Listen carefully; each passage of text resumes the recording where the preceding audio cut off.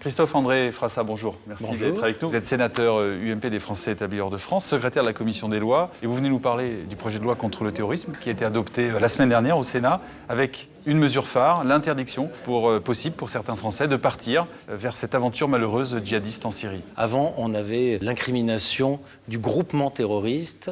Avec cette nouvelle loi, on a aussi la notion d'entreprises individuelles terroristes, et c'est ça peut-être aussi la mesure phare qui va avec aussi l'interdiction de sortie du territoire pour ceux qui veulent partir sur des théâtres d'opération, soit pour rejoindre un groupe terroriste, soit pour eux-mêmes être des terroristes. On sent qu'il y a une volonté de contrôler Internet et de sanctionner tous ces appels au djihad. Concrètement, ça va se passer comment finalement ?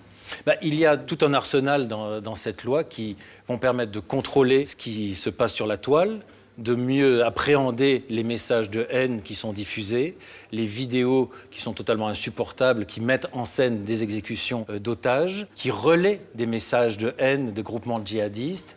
Il y aura donc maintenant la faculté de pouvoir contrôler et de couper aussi via les fournisseurs d'accès Internet. Donc des blocages administratifs. Des blocages administratifs purement et simplement, sous contrôle évidemment de magistrats, de la CNIL, donc un système encadré qui est respectueux des libertés individuelles, qui ne soit pas, comme certains ont pu le faire accroire ou le laisser dire, type Big Brother, c'est-à-dire vraiment quelque chose respectueux des libertés individuelles, mais qui soit aussi une garantie qu'on n'ait pas un libre accès pour les groupements terroristes, pour les djihadistes, puisque c'est quand même ceux-là qui aujourd'hui sont les principales menaces. Est-ce que vous comprenez que le groupe écologiste, comme le groupe communiste, n'ait pas voté ce texte et parle d'atteinte aux libertés publiques ? Moi, j'avoue que j'ai beaucoup de mal à le comprendre parce que tout le système qui a été mis en place dans cette loi a fait l'objet d'un consensus droite-gauche qui a été largement expliqué, qui a été largement repris à l'intérieur de chaque groupe. On en a débattu en séance, on en a débattu en commission auparavant.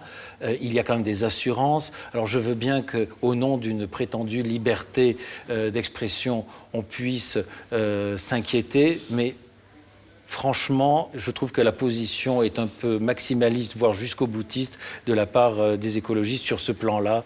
Et franchement, je trouve que ça ne les a pas grandis.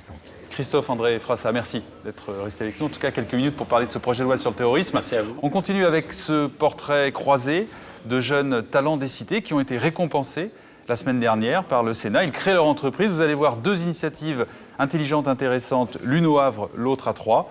Portrait croisé signé Alexandre Raymond.